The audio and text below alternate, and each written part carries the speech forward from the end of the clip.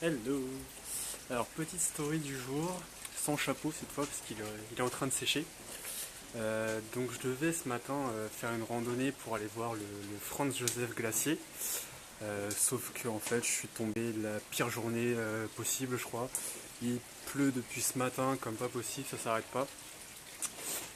Du coup en plus j'ai loupé ma navette pour y aller. Enfin je l'avais pas réservé en fait. Du coup j'avais 1 heure de marche pour arriver au début du trek.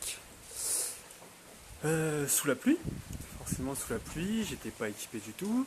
Du coup j'ai commencé à marcher 15-20 minutes. Là, je faisais du stop forcément pour j'ai un peu d'espoir. Et il y a un couple de Français en camping-car qui s'est arrêté, qui m'a pris. Donc voilà, j'étais bien content. Ils m'ont fait gagner 3/4 d'heure de marche quoi. Donc ça c'était cool. Après je suis arrivé au début du trek.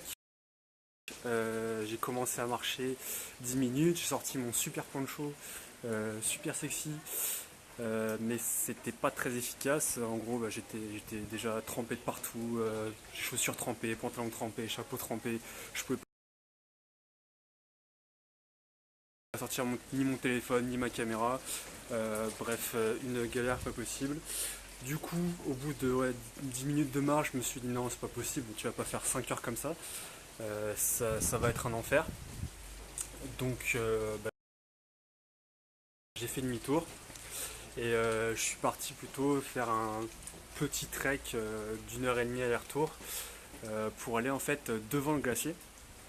Pour arriver devant le glacier, enfin devant, t'es quand même à 500 mètres. Et mine de rien, on le voyait quand même pas mal, mais voilà, toujours pareil, j'étais trempé comme pas possible. Je pouvais pas prendre de photos, j'ai vite fait pris des petits plans avec la GoPro, mais je sais pas ce que ça donnait. Je les mettrai là en story juste après pour que vous voyez.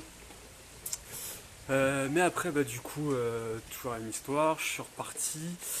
Voilà, j'étais parti entre deux navettes, du coup, il fallait que j'attende 1 heure pour la prochaine. J'allais pas attendre 1 heure sous la pluie. Alors j'ai commencé à avancer. Et puis là encore, la chance que j'ai eue, c'est au bout de 15-20 minutes, un couple d'Espagnols cette fois. Un couple d'Espagnols donc qui s'est arrêté et qui m'a pris pour me ramener en ville. Donc là aussi ça m'a évité 1 heure sous la pluie. Donc ça c'était cool. Et du coup pour ceux qui prévoient d'aller à Franz Josef Glacier, donc en fait je suis venu ici parce que j'avais vu une vidéo il y a quelques années où tu pouvais marcher dessus et enfin ça avait l'air vraiment magnifique. Sauf que maintenant, en fait, à cause du